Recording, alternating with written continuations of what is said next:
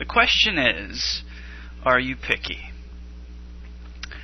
Well, I'm picky. Well, it depends. It totally depends. You see, when I go to a restaurant and I get my Chipotle blue cheeseburger at Chili's, I always get extra crispy bacon, well done burger, no pickles. Because even if you pick the pickles off, that's right, there's still pickle juice. Everybody thinks I'm the pickiest person for that. Anyway, sometimes you're picky with the colors you want to use, either in editing or from creating something. So maybe there's a color on a photograph that you want that color. You want to match that color. I'm going to show you how to do that. Let's go into View and Organize Photos. You know, there was a guy who was a counterfeiter. I don't know if you heard this story.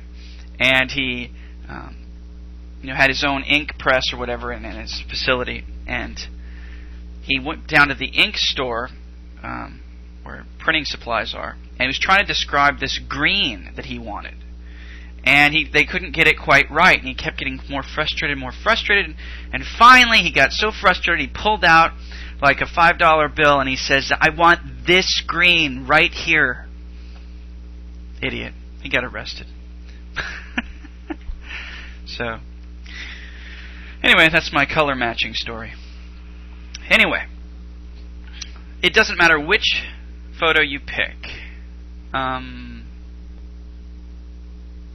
Let's use this one. I'm going to use this one of the red boat. So I'm going to grab that and pull it into the standard editor. Wow, I am almost done with my coffee. And how did I do that? It was a huge coffee.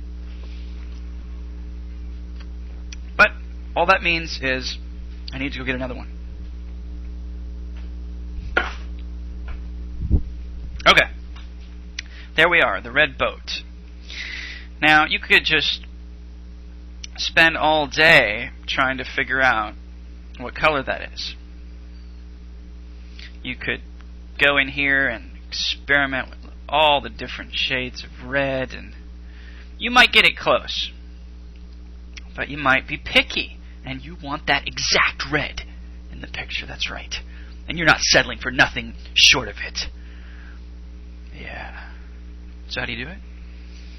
See this little eyedropper up here? It's not for taking echinacea or any sort of medicine. But if you click on it, now it's going to ask us to change this to a regular layer. So I'm going to click on the boat. It did not. So evidently, you can use the color picker even if it's a background layer. Sometimes you're really limited when it's a background layer with what you can do with it. But, just so you saw me do that again, let's edit it. Edit. Oh, you can't undo it. But, wherever I click, you notice that this foreground layer is set to whichever area I click. And it's a very specific pixel it's choosing, or color, because like this looks like a hunting or a target, really, right? So that little dot you see in the center of the target, that's the color it's picking. So if we wanted this red, there are a few different shades of red on the boat. So we got to be careful that we don't choose like a shadowed area or one of these blue little areas or the oars or anything. So it's very specific with what color you want to choose. So right there, that looks about right. So if you wanted to then create lettering like we did before, now it wants us to convert. Yes. So you hit convert. Now if you did any lettering,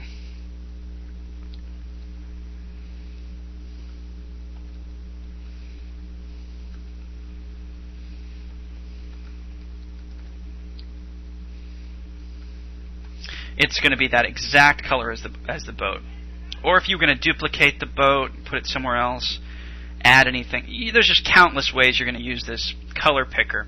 But it's very useful, rather than you just all day trying to figure out which color you're trying to match. Very good color matcher.